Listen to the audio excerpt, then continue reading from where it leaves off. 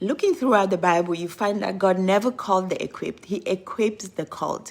Several years ago, God gave me a very specific assignment. I knew what he was calling me toward.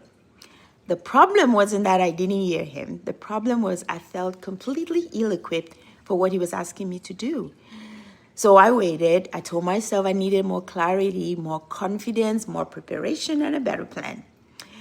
But when God gently brought the assignment back to my heart, he didn't come back to encourage me that I was capable. He simply reminded me that I was being disobedient. That conviction changed everything. Fast forward to today. Leaving a 25-year pharmacy career was one of the hardest steps of faith I've ever taken. Yet I've discovered something beautiful. God has never once asked me to have it all figured out. He has simply asked me to trust him enough to take the next step each day. And every step of obedience has been met with fresh wisdom, fresh provision, and fresh direction.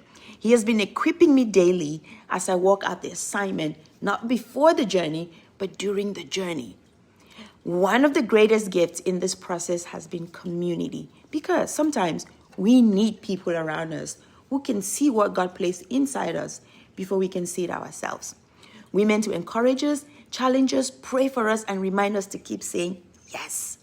The woman God is calling you to become is not waiting on perfection. She's waiting on obedience.